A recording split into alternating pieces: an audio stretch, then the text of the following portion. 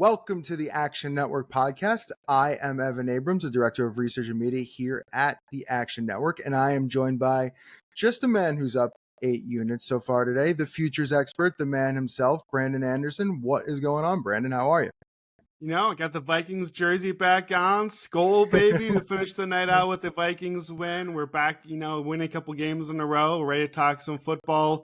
Not maybe the most exciting day of football ever. A lot of favorites winning today, as I'm sure you'll get into. But, football Sunday, how bad can it be? Yeah, I was going to say, we ended with a interesting Sunday night football game, but your Vikings did get the win and cover. So let's start there. So Minnesota covers the 6.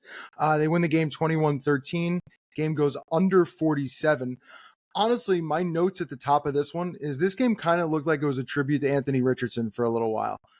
Both quarterbacks were exactly giving you the tribute you saw. And also, they were kind of both looking like Jets quarterbacks for a little bit there until Darnold kind of looked his way, looked better in the end. But, I mean, the first thing I look at in the box score and the thing that really jumps out to me, which I kind of gave Minnesota the win in the end, is the fact they had 29 first downs. Indy only had 13 in this one. So overall, Minnesota deserved the cover. Glad they got there because there was a few opportunities, especially in the second half. There could have been a backdoor. There could have been a situation where Indy got it. But yeah, I mean, from a point of view from Indy's offense, it was the worst offensive game of the year for them in terms of EPA per drive. So, comparing back and forth, we know Flacco would look good, but he did not look good today. And it was, I think both defenses honestly looked pretty good behind Bradley and Flores, but in the end, Flores just looked better and I think really gave them a lot of trouble. A few things worth noting here. Minnesota's kicker, Richard, missing 2 field goals in the first half, almost cost them. But Vikings drove into Indy territory on all 5 of their first possessions. They got a punt, fumble, missed field goal, and a missed field goal. And at that point, you're saying to yourself, well, Minnesota can't cover the game. And then kind of Flacco does Flacco, throwing interceptions in the red zone. Darnold throws it back, a pick again. It was an absolute mess. From a stats point of view, Sunday Night Football unders has been an interesting trend that has continued here. 7-2 this year, 38-17 last 3 years, 71-45 since 2019. And the other stat I think that's interesting, NFC North. So outside of the Bears today, even with the record, 19-8 against the spread outside of the division and 11-2 against the spread at home. Minnesota, to me, looked good. They're better than Indy overall. They got the cover. They deserved it. And next week, that's the interesting part. Next week, Minnesota's at Jacksonville. They're laying 5 points. So got to keep it running against a team that might be looking like they're firing their head coach. Yeah, I mean, Minnesota, to me, even as the Vikings fan, I can admit, I don't know that this team is great right now. I don't think that they are what a 5-0 team was supposed to look like. But they're 6-2, and they play Jacksonville and Tennessee the next 2 weeks. We're doing the AFC South division right now. So unless something goes wrong, you're 8-2. You're a playoff team. 8-2, you're almost definitely making the playoffs. We did the Jacksonville. We took Minnesota minus 3.5, I believe, on the look ahead. So already up to 5 against Jacksonville. That one's moving that direction. And yeah, I mean, they got the job done. I had to actually look as you were talking. You said these look like 2 Jets quarterbacks tonight. And I was like, well, Sam Darnold was. Wait, Joe Flacco, was he? He's played for so long. It works perfect. It works well. Yeah, we actually got some Jets quarterbacks here getting the job done. Yeah, it was weird. KOC's offense usually has been really good early in the game script. The first 15 plays is when they're getting their offense. They were getting it, and then they were just getting the terrible interception in the end zone, stupid fumble, stuff like that. So, yeah, I think what you have here, being fair to my own team, I think you have 2 relatively average teams, and I think Minnesota is just the better average team. With Joe Flacco instead of Richardson, you get a higher floor. It's a little safer. In theory, wasn't really a lot safer tonight anyway, but you're taking away the ceiling. And I think against a team like Minnesota, that's a little better than you need the ceiling, and that's why a lot of people were pretty upset about the benching. I get it. I get that the veterans maybe want the move. We talked about it a week ago, but I think that's why this has been such a big talking point. So it'll be interesting to see if you have Joe Flacco and you're a short underdog like this, relatively short, you're supposed to compete and win that sort of game. That's why you play the veteran, not the young guy. They can't afford too many more games like this. Otherwise, they really need to make a move back. So I think that's the thing to pay attention to with Indy going forward. Yeah, before we move on, you had mentioned this. Vikings were 7-0 against a first quarter spread, 0-0. So that run comes to an end. And honestly, hard for the Colts to win if they never get in the red zone, which they never did tonight. So that probably wasn't happening. All right, let's move on. 1:00 games, Miami at Buffalo. Miami covers the 6.5, but loses 30-27, goes over 49. A relatively rare close win for Josh Allen when he usually tends to blow people out. Brandon, what you got here? Yeah, a relatively rare, close, fun game for the day, too, if we're being totally honest. Yeah. So just a good one, a really back and forth division battle. Honestly, that's a rarity in this division rivalry. Buffalo has now won, I believe, 13 of 14 against Miami, and a lot of them haven't been close. I think actually this time we saw Mike McDaniel find some answers finally. We talked about this. I was on the HN super escalator, and the whole thing with Buffalo is they do the two safeties, they make you win underneath. And it looked like Mike McDaniel and the Miami offense were like, okay, great. Jonnu Smith, 5 catches out of the backfield. Mostert, 2 catches for 32. Achane finishes with 8 catches, 58 yards, 2 scores. Big day for him, big day running. That's the yak attack. That's the just get the ball to our guys in the flat. If that's what you're giving us, great. We got guys that can do that. They kind of accepted it. The problem is Buffalo got a touchdown on 4th down. Buffalo got a 63-yard broken tackle touchdown. It's kind of a coin flip game, but Miami played a kind of a coin flip game against Arizona last week, and now they just lost 2 coin flips, and they're 2-6. I think Miami is better than what they look like, and they could have won this game. You get down to the end, Dolphins drive late, 11 plays, 81 yards. They score a touchdown to tie it. Josh Allen, 3rd down. They're trying to do something. They're really doing nothing. Miami's holding up. Allen makes some time, chucks it deep. Former Buffalo Bills safety Jordan Poyer, longtime Bills safety Jordan Poyer, playing for Miami now, gets what I thought was a pretty questionable call. The defenseless receiver, I thought there was a lot of that going all day today. Just some really close 50-50 calls that's like, 15 yards and the 1st down totally changes the complexion of the game. Gets Buffalo moving forward. Tyler Bass had missed an extra point earlier. That's why it was tied, not a 1-point lead. Hits the 61-yarder for the win. I think from Buffalo's standpoint, pretty close to clinches the division. Like, we still got a couple months to go. Assuming Josh Allen doesn't get hurt for a long time, I think that's probably where this looks. Miami, they could have won. They could have won last week. They didn't. They're now 2-6. They still play the Packers, the Texans. They play the 49ers. They play the Jets twice. Not exactly in that class, but not easy ones. Miami looks better. The offense is looking pretty good. They're kind of figuring some things out now.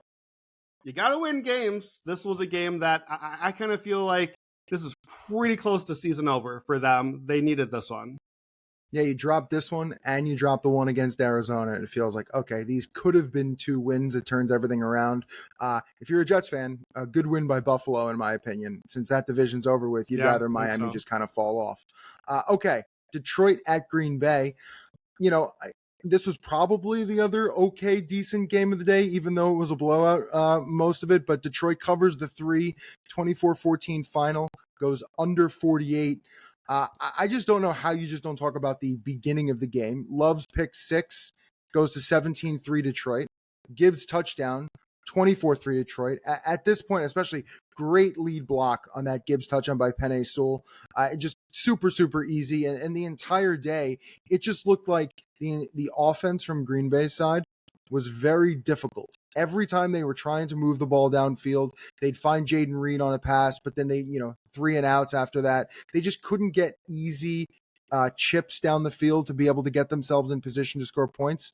And by the time they even got anything going, it was honestly too late.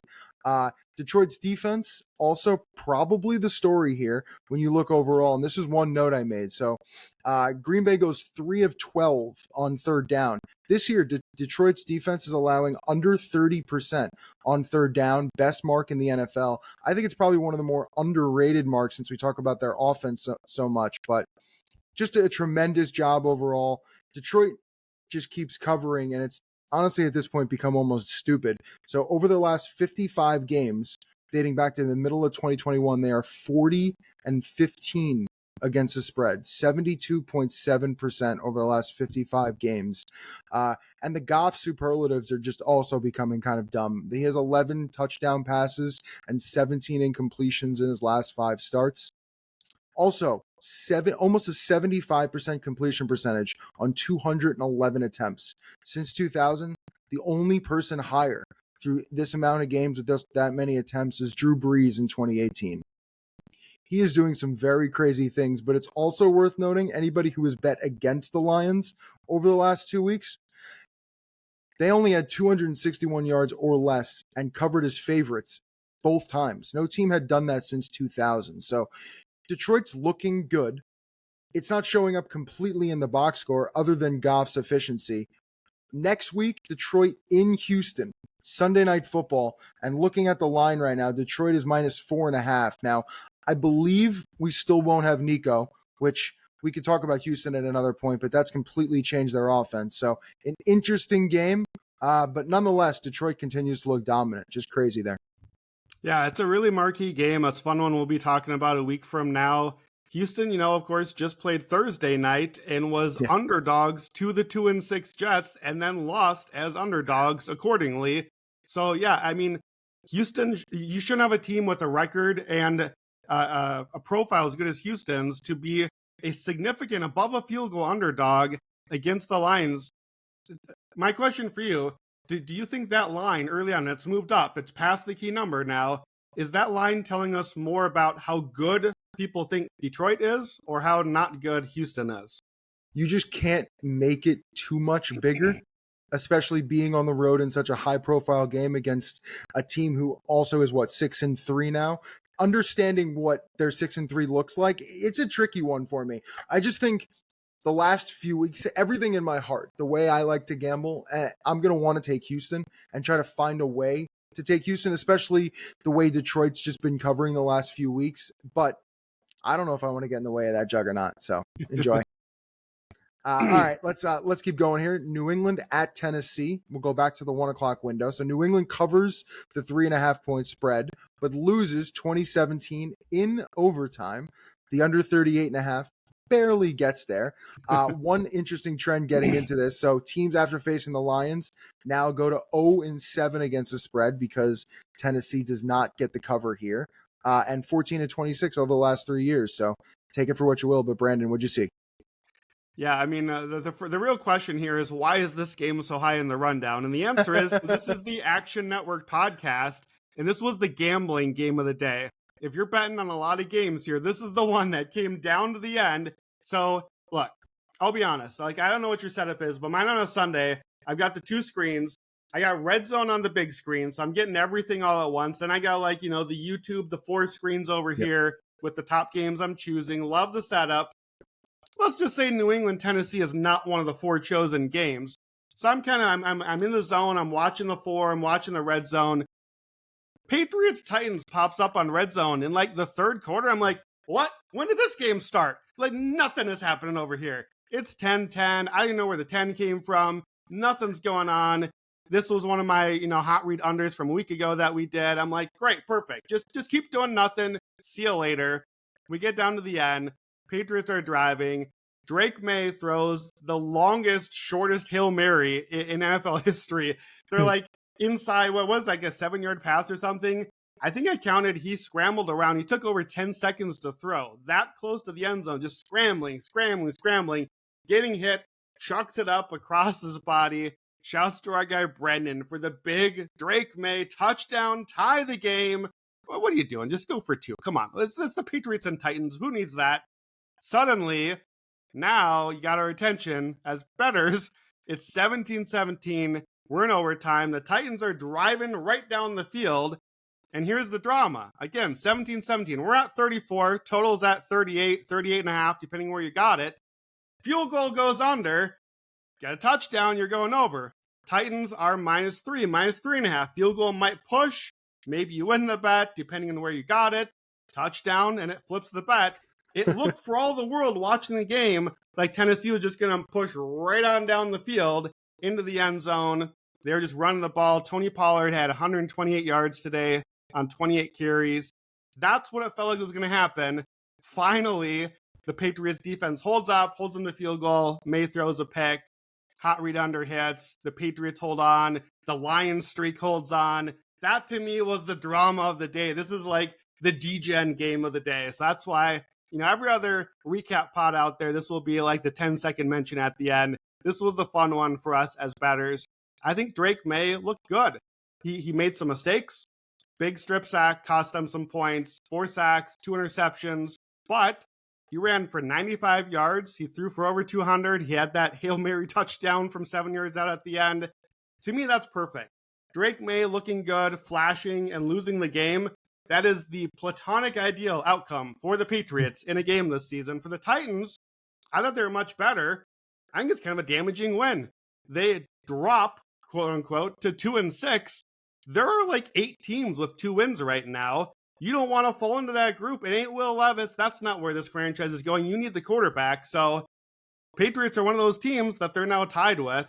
I think this could be weirdly a game that kind of sets the franchise back down the line by getting over the line.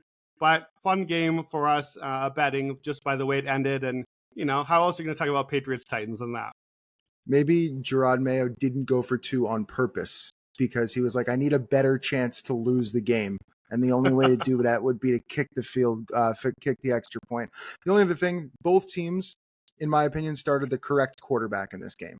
I know both teams have started multiple, but this game between Mason Rudolph and Drake May was the quarterback the way it was supposed to be. All right. In the middle here, I'm going to give one big stat, something that is overarching from the weekend, and then we'll kind of get to the best of the rest. There's no surprise here. I said it earlier today on Convince Me this morning. We were talking about favorites. So now, this week, 13-1 straight up in week 9 are favorites. 10-4 against the spread. Last 5 weeks, favorites are now 46, 26, and 1. So that is 64%. Just an unreal run after, in October, 38, 22, and 1 against the spread. Best month for a favorite since 2017, and best October in the wildcard era. So we are, officially seeing the turnaround here. All right, let's keep rolling, and we'll get a little quicker through these. So Dallas at Atlanta from the 1 o'clock window. Atlanta covers the 3, goes under 52, barely. It was 27-21, and it got a little hairy there with Cooper Rush in, but I will say this, dating back to last year, Cowboys have really struggled here recently.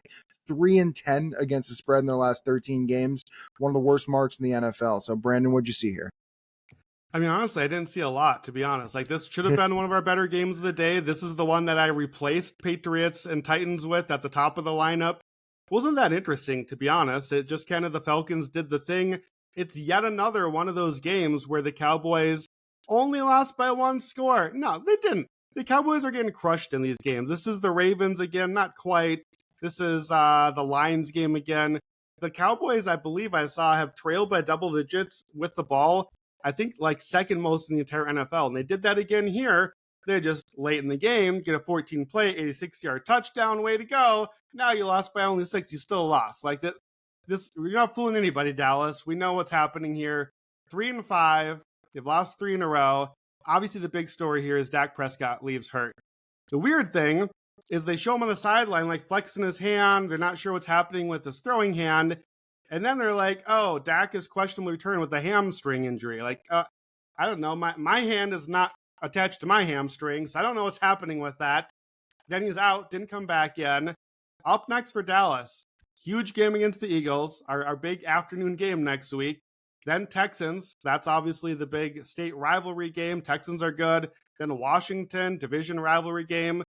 They cannot afford to lose Dak Prescott for even like a game right now. They're 3-5. I think if Dak misses like even a game, they're teetering on the brink already. They're not competing against these better teams anyhow. Falcons are just a lot better. Bijan had another big day. Did not find the end zone for my best bet, but 86 rushing, 59 receiving, and 7 catches.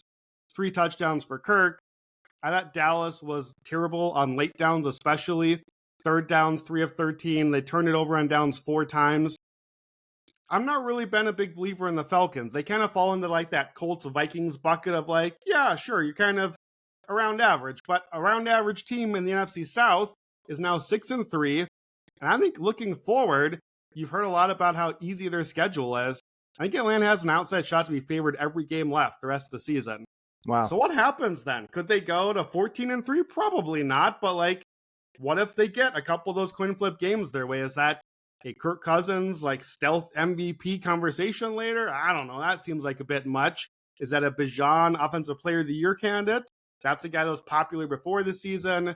Drake London also left hurt here, so we need to see where he ends up.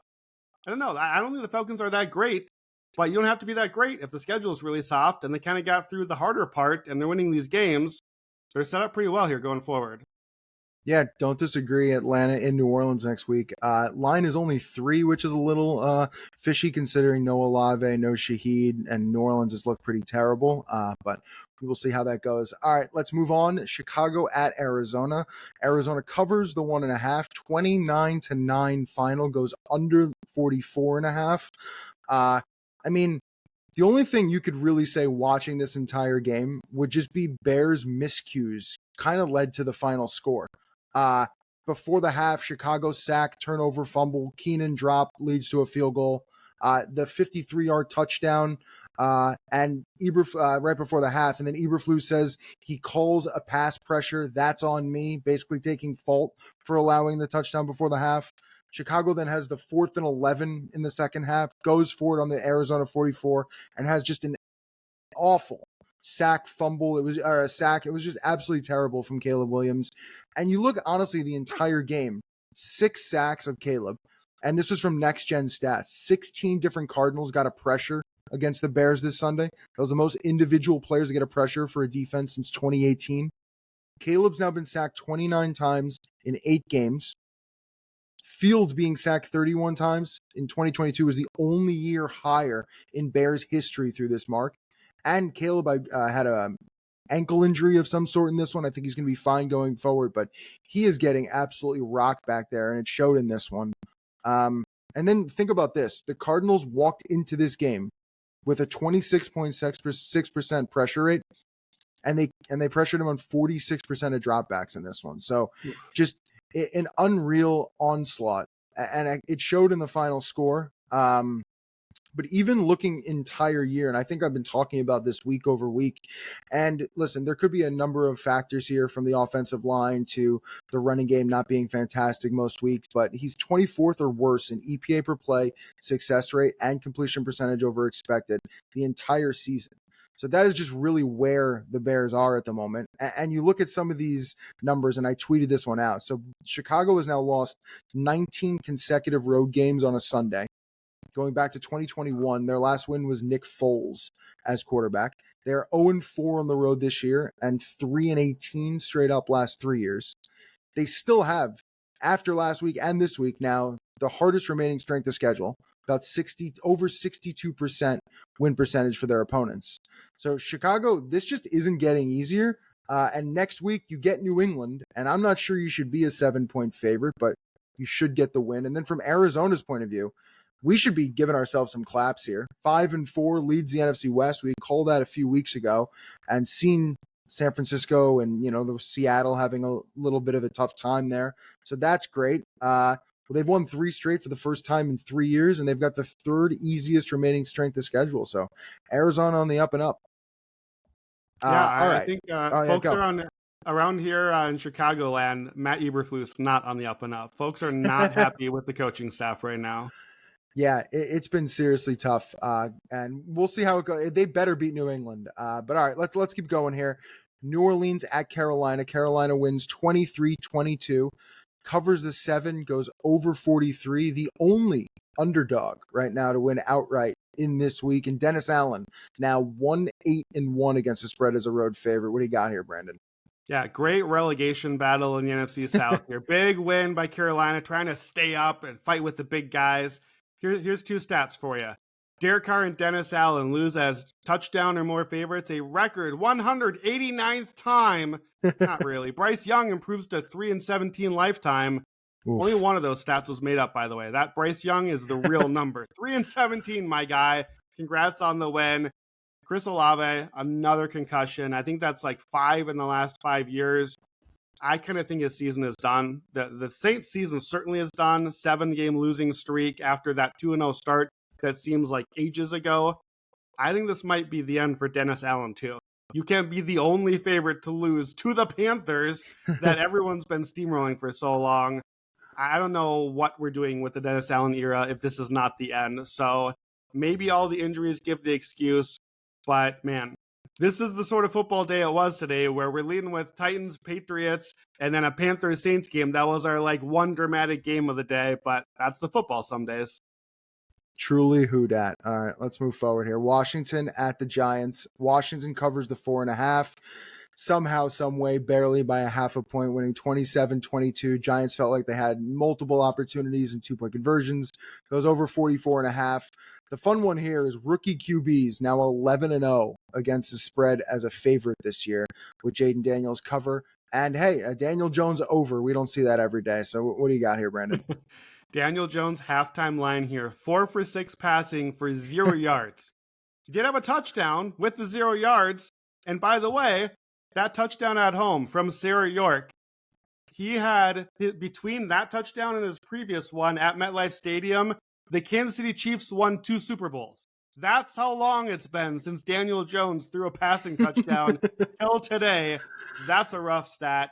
Giants score late, missed the 2, and that was big on the spread here. We had Commanders minus 2.5 on the look ahead, but it got to 3, 3.5, 4, 4.5, depending on that range. They end up winning by 5. That 2-pointer basically covered the spread here. Commanders, first team to officially clinch the win total over 6.5. They are 7-2. Looking good. Jaden Daniels, I'll be looking really good for Rookie of the Year.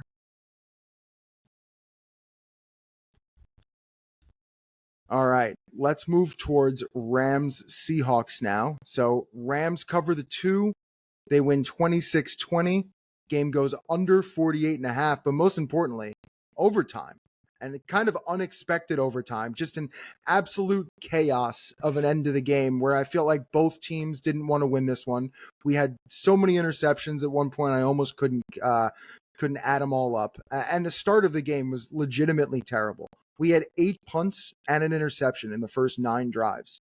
I almost had nothing to say about this game until things started happening and Puka decided to get ejected. And I was like, okay, we finally have something to talk about here. But all I can say is no DK Metcalf, and Jackson Smith-Njigba became basically DK Metcalf, and Geno Smith looked for him every opportunity, except for the fact that 2 red zone turnovers. Geno Smith, the first player, this via Sport Radar, first player since at least 1991 to throw 2 interceptions from inside the 10 in the fourth quarter of a 1-score game.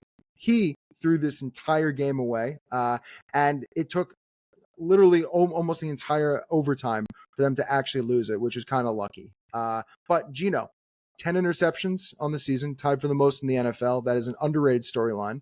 But also Geno, basically 200 plus passing yards above everyone else leading the league in passing yards. He was 45-1 in the preseason. So you are getting all sorts of Geno this year. And then I'll give you one stat before we move on here. McVay, with the win and the cover, 29-18-1 ATS versus the NFC West in his career. Good numbers. He is just 6-10 ATS versus the Niners and 23-8-1 ATS versus the Cardinals and the Seahawks. So figures out a way somehow. Stafford makes some good throws, but that is the one there. All right, let's get to this 1 o'clock window again. Brandon, back to you. Denver at Baltimore. Baltimore covers the 9, 41-10 final, over 46.5. Bo Nix's first ATS loss on the road. And Lamar, as usual, covers in the first half. What else you got for us? Yeah, look, Ravens, this is what you're supposed to do against teams you're way better than. This is the thing you're supposed to do, and not the other games lately. Look, these are 2 5-3 teams. This is supposed to be by the records an even matchup. It did not feel like it. This is not an underlying numbers thing here. This is what the game was. 41-10 is the difference between the Ravens and the Broncos. 7.3 yards of play for Baltimore. This Denver defense that the metrics had said was really good just didn't have a chance. Lamar, 3 touchdowns, 3 incompletions. That's a pretty good ratio. Derrick Henry, yet another 100-yard rushing plus 2 scores in a win. That's one keeps on hitting in Baltimore wins. Bo Nix catches a touchdown for some reason, took a big hit at the goal line. So I guess that happens. That to me felt like the play that you run in like week 8 of the college season when you're like trying to help your quarterback win the Heisman. You're like, you know what? It'd be good on the highlight reel. Let's get a touchdown catch in there. That's their one score for the game. So I guess we got that one. This was absolute domination. Yeah, when you have two teams with the same record and a spread of 9 and then a final margin of 31, you figure they probably just got it right. Okay, Jacksonville at Philly. Philly doesn't cover. They win 28-23, doesn't cover the 7.5, goes over 46.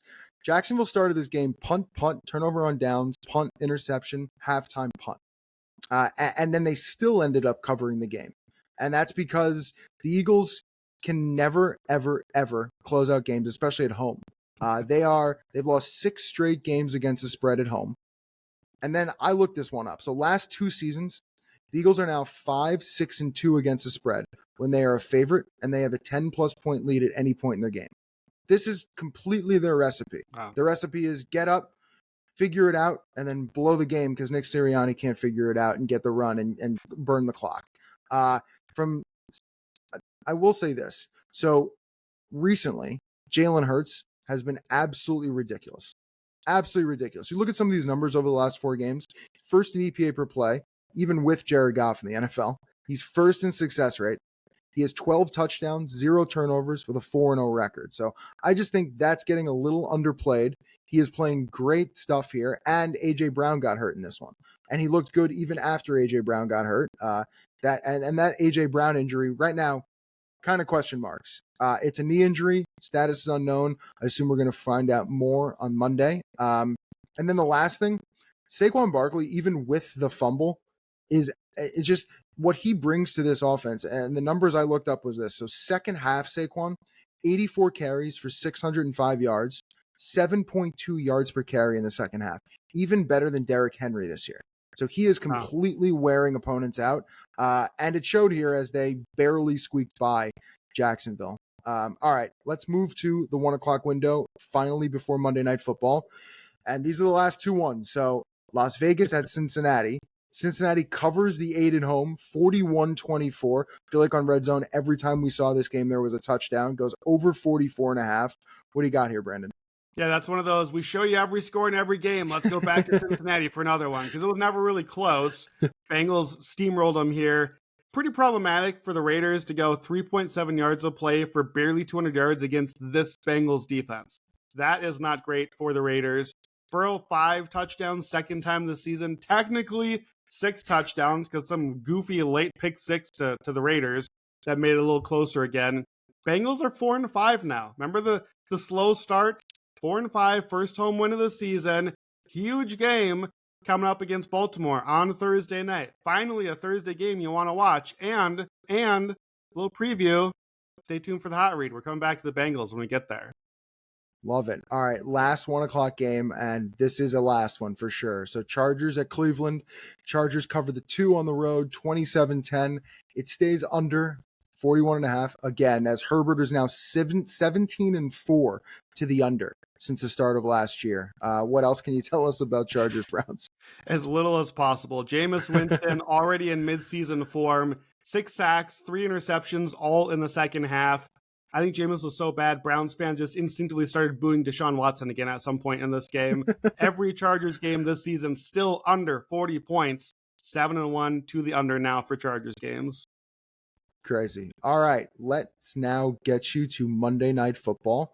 I will give you a few pieces of information, and then Brandon can give you some bets he likes. So this season, Monday Night Football, 8-3 to the over, which is a complete contrast to what we talked about on Sunday Night Football, which is going under. And that through 8 weeks, this is the best season for overs on Monday Night Football since 2008 and 2009. So seeing something different there.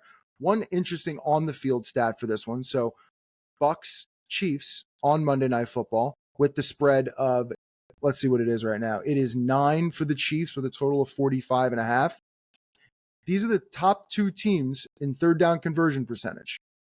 Bucks are 1, Chiefs are 2. So understanding no Godwin and no Evans, but let's see what Baker can do to keep up with it. And Mahomes, 3-0 straight up and against the spread in night games this year. So got to cover the 9 to keep that going. The 2 bets I was looking at were Cole Hardman, over 7.5 receiving yards. He's now basically the wide receiver 3 for Kansas City. We're projecting him for about 18 receiving yards, 30 and 29 snaps the last 2 weeks. His targets are going down, but to me, it's just part of the play. I think it's a little low. The other one, I'm going back to the well, an Action Network favorite. I like Cade Otton over 4.5 receptions. 10 targets in back-to-back games, and this is the important one for me. So without Godwin and Evans, he has 17 first read designated targets in his last 2 games, most of any tight end. Baker is very much looking his way, and you assume they'll have a trailing game script here. And tight ends versus Kansas City. Bowers had 5 catches. Kittle had 6. Juwan Johnson had 5. Gesicki 7, likely 9. So I think Cade Otton finds a way. Brandon, what are you thinking here? Yeah, we love Cade Otton at Action Network. I think that was a Stuckey special, right? For one of the playoff live shows that we had with all the crowds out, and Otton had the big game. Obviously, why Otton's playing so well right now is the Bucs don't have any receivers left. Mike Evans doesn't look like he's going to play. Chris Godwin obviously had that horrific injury. Jalen McMillan is possibly injured here, hamstring as well. Evans on the hamstring. Sterling Shepard is apparently still in the NFL on a hamstring injury. There's not a lot of weapons here, and it's a bummer because the Bucs had become a pretty fun team, and this would have been a really cool game, and now they just don't have a lot of options here. I think, too, on the other side of the ball, it's not a great matchup for the Bucs defense. Todd Bowles' defense has not been as good as it has looked in the years past, not getting a lot of pressure on, and they're especially bad against the short stuff. The short stuff is the one thing the Chiefs do really well still. Like, it's real annoying watching the Chiefs because we want them to, like, light it up downfield, and they're not really doing it. What they're doing is success rate stuff. They're just moving the ball. They're matriculating down the field, right? I think we're going to see a lot of that. I think we're going to get maybe a more dull game here of just kind of the Chiefs just slowly winning. You know, like the vice just slowly tightening as they chew up the clock, these long drives. We might get some wind and rain as well. So a couple angles. I think if you can get a teaser leg down to 3, preferably below 3, but I don't know if we'll get an 8.5 anymore there. You might do like a 6.5 teaser. The Chiefs win by 3 a lot. So I want to get below the 3 if we can. Patrick Mahomes, when he is a touchdown favorite or more, 48-5 straight up. So you're not going to lose the game. And in those 48 wins, he's only failed to cover -2.5 if you get that teaser down there 2 times. So if you can tease it down there, I think this is a great way to maybe start a teaser into next week. There's a lot of big favorites coming up. So maybe start an early leg here and add to it later. For just this game, I'll take the Chiefs second half line, -4.5. This has just been a thing that they've been covering week after week. They did not cover last week for the first time all season, the second half, but they're 6-1 ATS, second half spread. Until last week against the Raiders, they had covered the second half line, including the playoff games, 12 straight games. This is what they do. They get the early lead. They chew the clock. The defense is so good. And they just kind of suck the life out of this game and take care of business. So I take a Chiefs second half pick, -4.5. Yeah, if you're going to go Chiefs second half, you might as well take Chiefs second half under as well, since that tends to hit a lot too. All right, let's go to the hot read. Brandon, you've got 2 picks. What's your first? What are you doing? Yeah, second straight sweep on the hot read. We had our ugly unders last week. We're going to have a little more fun this week. Back to some spreads. And I love this first one. I teased it already. Let's go Thursday night. Bengals-Ravens. Big, big game. I like the Bengals here. Give me the Bengals +6.5. Again, Bengals 0-3 all the way back to 4-5. This is a huge game for them. You can save your season, win in Baltimore, get to 500. And I think, again, the Bengals here, if they win this game, they've got a shot to be favored every game the rest of the season, based on how people are thinking about them. And key name here that's not here is Mike McDonald. Joe Burrow had really struggled against Mike McDonald the last couple of years. They played already a month ago. Joe Burrow had 5 touchdowns and 392 yards. He lit up this very beatable Baltimore secondary, and I think that he can do that again. Hopefully, T. Higgins is back here playing with Jamar Chase as well. Keep an eye on that. This is a rivalry, obviously, here. AFC North underdogs is my favorite division to bet underdogs in. That's been most profitable the last 2 decades. 4 of their last 6 games, these 2 teams have been within 1 score, including a 2-point game, 2 3-point games. I think we got a close game here. I think the Bengals, even if they don't win, have to keep this competitive. There's some positive trends here for just road division underdogs between 3 and 7 points, 56% ATS, 6 to 6.5 point road underdogs, 57%. It's a lot of sample there, so those are pretty good trends. Zach Taylor, 59% ATS against better than 500 teams. John Harbaugh has actually been not great as a division favorite, only 43%. And then a couple more trends here that I especially love in this spot. Lamar Jackson, 3 to 10 point home favorite, 7, 18 and 1 ATS, 28%. Covered today, just fine. Thank you very much. But we'll see about next week. Joe Burrow as a field goal underdog or more, including the playoffs, 16 and 3 against the spread. Untouchable, including he's won as a field goal or longer underdog 8 of the last 12 games outright.